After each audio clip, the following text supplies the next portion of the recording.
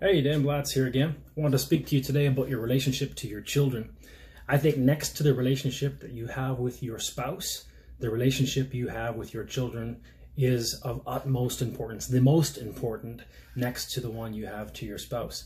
And it's a weight of responsibility upon a person that many people don't realize. They think that they can raise their children just kind of by mistake. Children are meant to be raised on purpose. And in order for you to raise a good child, you need to teach that child some things. You need to teach that child about sacrifice. When I first became a dad, my daughter was about 5 months old, when I finally noticed that I needed a savior, that I needed to know God if I was going to ever teach this child to know God. And it really brought me to my knees. It brought me to the cross. It made me realize that I needed a relationship with the Father. And then I examined that relationship with the Father. He gave up his Son, for God so loved the world that he gave his only begotten Son, that whosoever believeth on him should not perish, but have everlasting life. That is the establishment of the relationship that we have with the Father. Sacrifice. He gave up his Son willingly so that you and I could become the sons of God. We are the sons of God. It doth not yet appear what we shall be, but we know that he appears, we shall be like him, for we shall see him as he is. So the very relationship that we have with God begins and ends with sacrifice. And in order for any one of us to have a good relationship with anyone, we need to sacrifice. You cannot put two selfish people together in a marriage, let's say, and expect them to continue on living selfishly and have a good marriage. One or both of them will be sacrificing if there's any semblance of a good marriage in it. Well, hopefully both of them. That's the only way to build a really good relationship. And so I started to realize that the responsibility upon me was not to give my child all the things, not to give her all the stuff that I couldn't have as a child, not to buy her all the things that I wish I would have had, or to give her every opportunity that I didn't have, but rather to implant in her soul the willingness to sacrifice.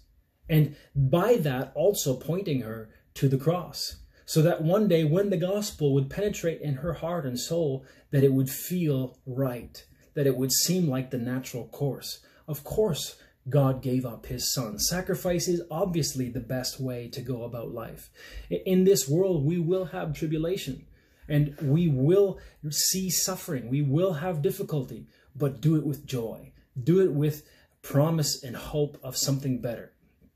And so how do I teach my child to sacrifice? I always said this when my kids were young. I'm raising my children not to be boys and girls. I'm not raising boys and girls. I'm raising men and women. And I know this is a very unpopular statement in our day and age. I'm raising my daughters to be really good wives and mothers, and I hope that's where the success will be seen. If I see my daughters grow up and become really good helpers to their husbands and raising really good children, then I'll know I've been a success. If I raise my sons to be really dedicated husbands, loving their wives, and then taking their children and nurturing them in the nurture and admonition of the Lord, then I will feel like I've been a success. There's that verse that Jesus says, "What shall it profit a man if he gain the whole world and lose his own soul?" A preacher once put it this way many years ago, and it totally reshaped my thinking. He said, "What shall it profit a man if he gain the whole world and lose his child's soul?"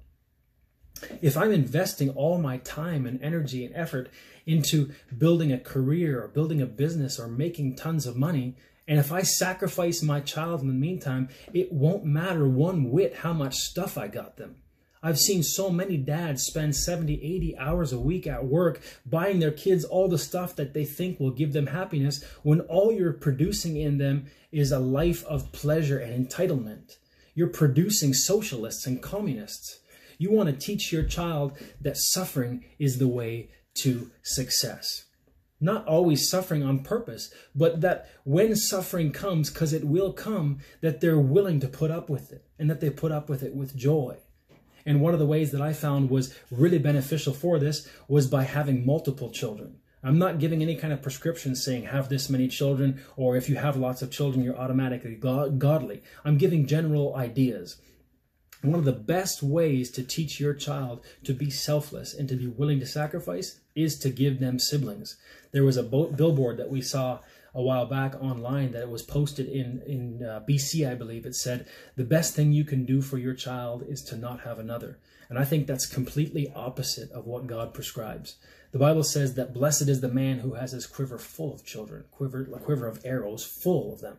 And children are an heritage of the Lord. The fruit of the womb is his reward. The love that you have for your spouse, the commitment and passion for them results in fruit. The fruit of the womb, it's his reward. I mean, you love your wife, you love your husband, and then the fruit you get from that love is babies, is children.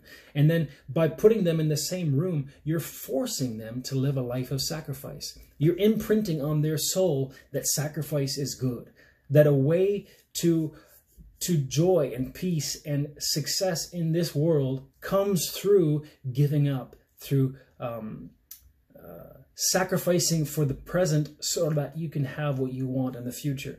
You're instilling in them the greatest of virtues, sacrifice, willingness to give. The very essence of our relationship with God the Father begins and ends with sacrifice. And by giving your children multiple other people to live life with, you are forcing them to learn to sacrifice. I myself have 7 children, and we have done it on purpose. It was no mistake. We live in a 3-bedroom house. You can imagine there's a lot of sacrifice going on. This is the kind of life that many people lived in the past, and we have enjoyed it thoroughly. Each of our children has learned to be selfless to one degree or another, and I can't judge the long-term success of that yet, but so far it's producing sweet, gentle people, and I love each one of them. Each of them is growing and learning, has their faults, but they are forced to sacrifice. There's no way around that. I met an 82-year-old man a while back. He was a very healthy, energetic, happy man. And he had not many regrets in this life. He runs 13 miles a day. He's happy and he's healthy. But he said the one major regret he had in his life was that he didn't have more children. He had one child, and that child was now 50 some odd years old, living down in the U.S. somewhere, and they never see one another. And he said that's his major regret. He says he has no one around. There's nobody here. The older I get, the more I realize the value of relationship and of family in particular. These are like forced relationships that can blossom and become the best relationships you could possibly have. And because we're raising our children not to be children, but to be strong men and women, you have to instill in them the willingness to suffer for the benefit of someone else, even if they never see the result of it, never see the fruit of it, that they're willing to give of themselves, even as Jesus willingly laid down his life, even when he didn't want to, in a sense, he still did it. And if you can instill that in your children, you are going to be leaps and bounds ahead of other parents who are giving their kids everything that they want for their pleasure. Rather than raising your children and giving them things to consume upon their pleasure, rather raise your children to find value and pleasure in knowing you, and then eventually in knowing God. That's where real success in parenting is, as far as I can tell. If you gain the whole world, give your life up for success, and you give them a great inheritance, and yet at the end of their life, they hate you, your life, they can't stand being around you, that would be a miserable failure. That would be devastating. And I think there's this talk about quality time versus quantity time. You cannot replace quantity time. Quality time is great. Go on a date, have a nice conversation, sit down over a meal, that's fine. But if you're not spending copious amounts of time together, you've missed the point. God gave his son so that he could be with you, so that he could be in every part of your life. I have tried to set up my life in such a way, not everybody can do it this way. We've been very blessed in this way. I work from home. We homeschool our kids. I spend as much time around the family as I possibly can. Of course, I make a lot of mistakes. Of course, some of the things we're doing maybe will backfire on us.